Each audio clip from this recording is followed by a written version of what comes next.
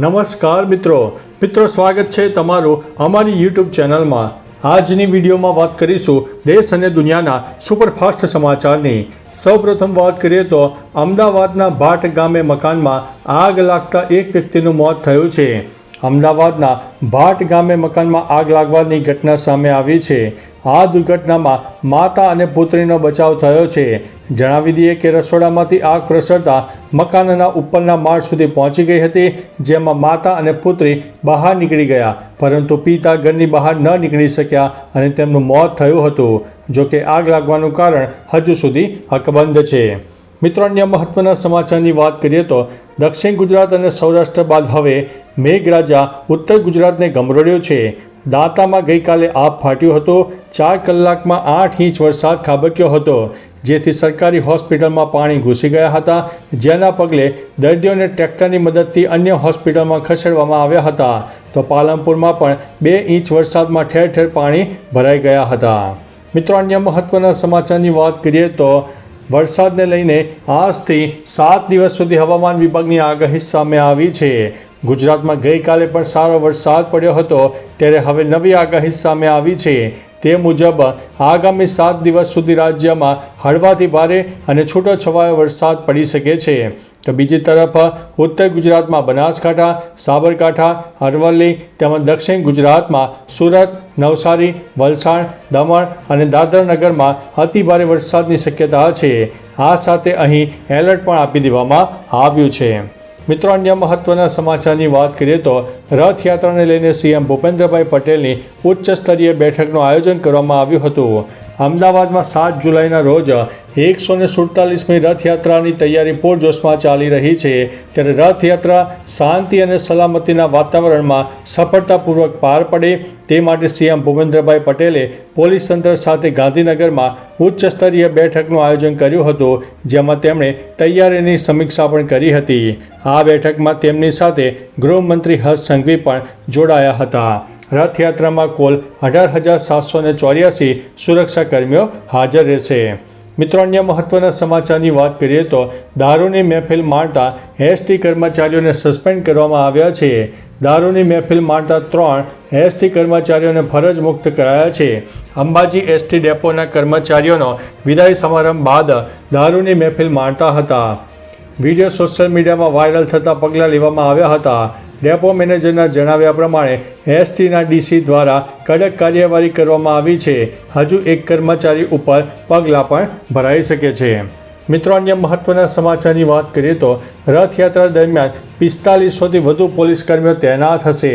રથયાત્રા દરમિયાન અમદાવાદમાં ઘણા લોકો એકઠા થશે, તેથી ટ્રાફિક નિયમન માટે 1931 કર્મચારીઓ, 16 જેટલી ક્રેનની વ્યવસ્થા, 47 લોકેશન પરથી 96 camera, 20 drone, 1733 body Warne camera સાથે લાઈવ મોનિટરિંગ થશે।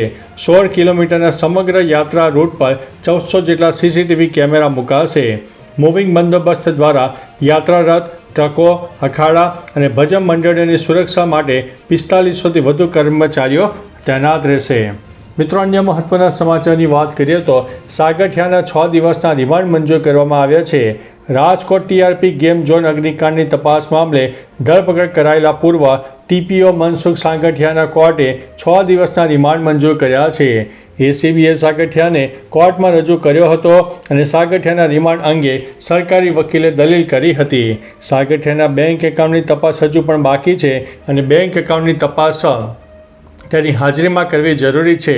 સાથે જ સાગઠિયાની મિલકતોની અને વિદેશ પ્રવાસની પણ તપાસ કરવામાં આવશે। મિત્રો, અન્ય મહત્વના સમાચારની વાત કરીએ તો હાથરસ અકસ્માત, આરોપી બાબાનું પહેલું નિવેદન સામે આવ્યું છે। હાથરસ એટલે કે યુપીમાં થયેલા અકસ્માતના આરોપી બાબા નારાયણ સાકર હરી એટલે કે ભોલે બાબાનું પહેલું નિવેદન સામે આવ્યું છે। નારાયણ સાકર હરીએ સુપ્રીમ કોર્ટના વરિષ્ઠ વકીલ એપીસી દ્વારા લેખિત નિવેદન જારી કર્યું છે। બાબાએ કહ્યું છે કે હું દુર્ઘટના પહેલાં મંડળ છોડી ગયો હતો, ત્યાં અસામાજિક તત્વોએ નાસભાગ મચાવી હતી। મૃત્યુ પામેલા લોકો પ્રત્યે મારી સંવેદના છે। મિત્રો, અન્ય મહત્વના સમાચારની વાત કરીએ તો અનંત અને રાધિકાના લગ્નની વિધિઓ શરૂ થઈ ગઈ છે। અનંત અંબાણી અને રાધિકા મર્ચન્ટના લગ્નના ફંક્શન શરૂ થઈ ગયા છે।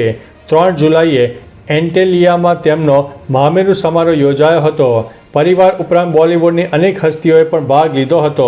બોલિવૂડ જગતમાંથી જાહ્નવી કપૂર તેના બોયફ્રેન્ડ શિખર પહાડિયા સાથે અનંત રાધિકાના ફંક્શનમાં હાજરી આપવા પહોંચી હતી. રાધિકાના મિત્રો ઓરી, માનુષી છિલ્લર અને મિઝાન જાફરી પણ ફંક્શનમાં ભાગ લીધો હતો. મિત્રો, અન્ય મહત્વના સમાચારની વાત કરીએ તો રાજકોટ અગ્નિકાંડ મામલે વધુ 2 પીઆઈને સસ્પેન્ડ કરવામાં આવ્યા છે.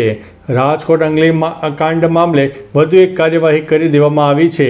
રાજકોટના તત્કાલીન પીઆઈ જેવી ધોળાની અગ્નિકાંડની ઘટના બાદ કચ્છમાં બદલી કરવામાં આવી છે અને હાલ તેઓ કચ્છમાં ફરજ બજાવી રહ્યા છે. પીઆઈ વીએસ વણજારા હાલ અમદાવાદમાં ફરજ બજાવી રહ્યા છે. ઉપરાંત તે બંનેને સસ્પેન્ડ કરવામાં આવ્યા છે. ગૃહ વિભાગના રિપોર્ટના આધારે ડીજીપી વિકાસ સહાય બંનેને સસ્પેન્ડ કર્યા છે. મિત્રો, અન્ય મહત્વના સમાચારની વાત કરીએ તો ઝીકા વાયરસને લઈને સરકારે એડવાઇઝરી જારી કરી છે. પુણે બાદ મહારાષ્ટ્રમાં ઝીકા વાયરસના કેસ સામે આવ્યા બાદ કેન્દ્રીય આરોગ્ય મંત્રાલયે 3 જુલાઈના રોજ રાજ્યો માટે વિશેષ એડવાઇઝરી જારી કરી છે. ઝીકા વાયરસ એડિસ મચ્છરના કરડવાથી ફેલાય છે, જે ડેન્ગ્યુ અને ચિકનગુનિયાના મચ્છરોના કારણે થાય છે. આ વાયરસ પ્રથમ વખત 1947માં યુગાન્ડામાં દેખાયો હતો. મહારાષ્ટ્રના કેટલાક ભાગોમાં ઝીકા વાયરસના કેસ ઝડપથી વધી રહ્યા છે. મિત્રો, અન્ય મહત્વના સમાચારની વાત કરીએ તો આવી ગઈ અંબાલાલ પટેલની નવી આગાહી. હવામાન નિષ્ણાત અંબાલાલ પટેલની નવી આગાહી સામે આવી છે.